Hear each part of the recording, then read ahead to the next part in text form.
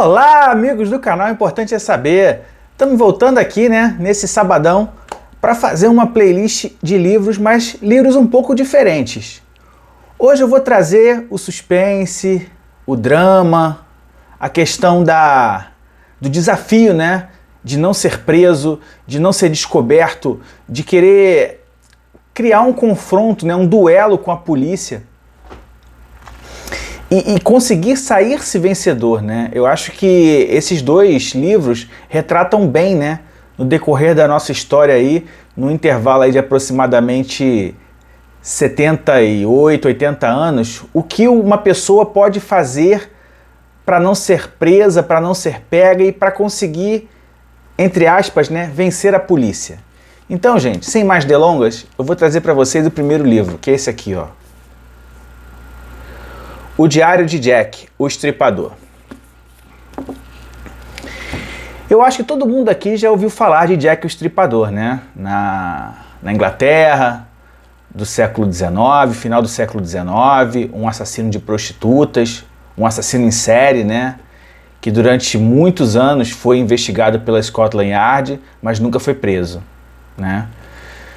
Apenas 2 serial killers dos mais famosos nunca foram presos: Jack e o Zodíaco.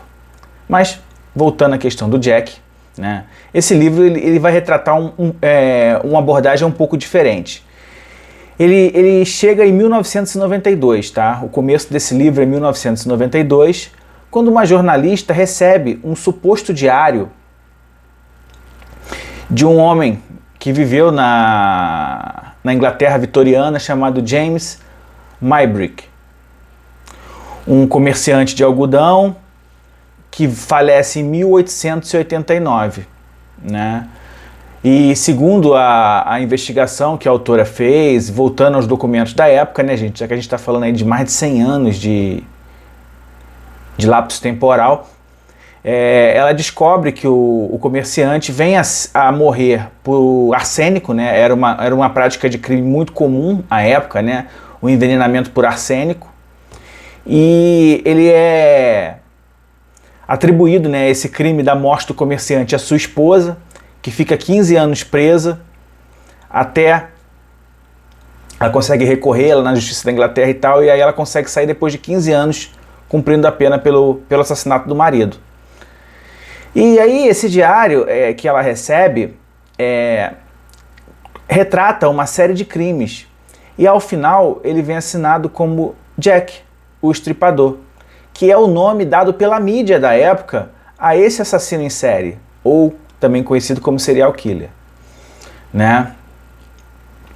Vale lembrar que os assassinatos ocorreram no ano de 1888, em Londres, né? Vitoriana, na época.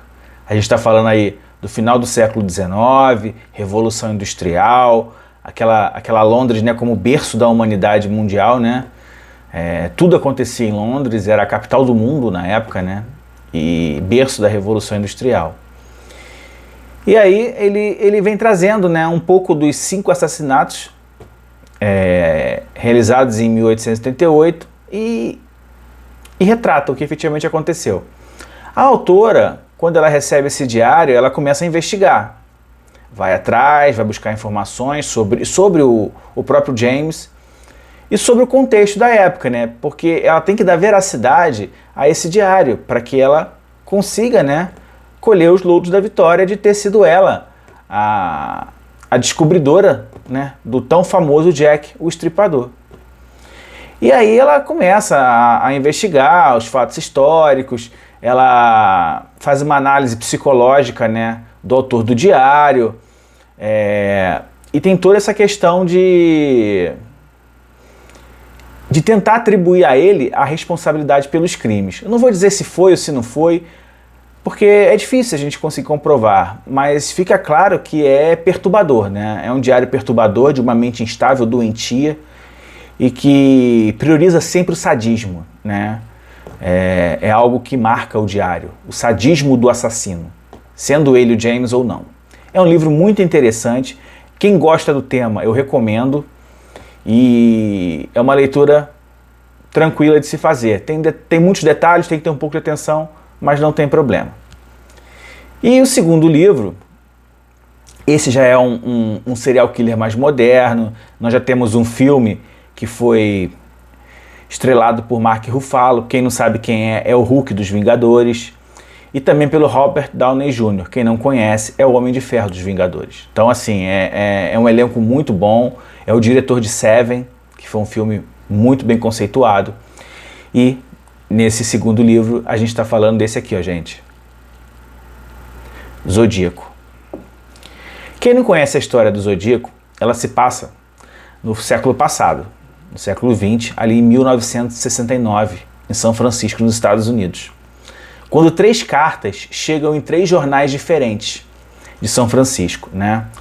A primeira traz a confissão de um assassino e as outras 2, dicas para se descobrir quem é, códigos, né?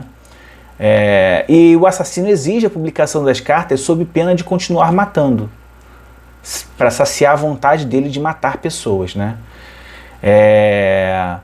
Um casal consegue decifrar o código das 3 cartas, mas é um cartunista quem descobre a intenção oculta dessas cartas, né? Que é uma referência a um filme chamado Zaroff, o Caçador de Vidas, de 1932. E todo esse evento, né, faz o pânico assolar a cidade de São Francisco, nos Estados Unidos. A gente está falando ali final da década de 60, começo da década de 70, ou seja, é recente. Então a sociedade fica empavorosa, a polícia não descobre quem é, e o medo de morrer, o medo de ser a próxima vítima, né?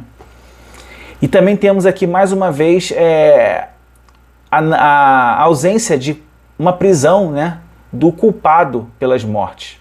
Lembrando que nesse caso a gente teve 6 mortes, apesar de que o autor reivindica 37 e a polícia diz que pode chegar a 50. É um livro muito interessante, é um filme muito interessante. Eu também recomendo a quem queira ler o livro e depois assistir o filme. Acho que fica uma dica muito boa para um final de semana. É um livro pequeno, não é caro, tem qualquer sebo aí, qualquer livraria, e vale a pena. Gente, eu tenho muitos outros livros de serial killer, é um tema que eu gosto muito, de investigação criminal. Quem gostar aí, bota nos comentários, eu coloco mais livros, mais indicações, né? Eu tenho um bom material aí, na faixa de uns 20 a 30 livros do tema, tá bom? Agradeço a todo mundo que está seguindo o canal, nos acompanhando. Já somos aí quase 440 inscritos e rumo aos 500. Muito obrigado a todos. Se você gostou, deixa o like, compartilha, se inscreve no canal. Ajuda muito, motiva muito a continuar esse trabalho de trazer um pouquinho de leitura, de conhecimento, de cultura para todos vocês. Tá bom, gente? Obrigado a todos e até.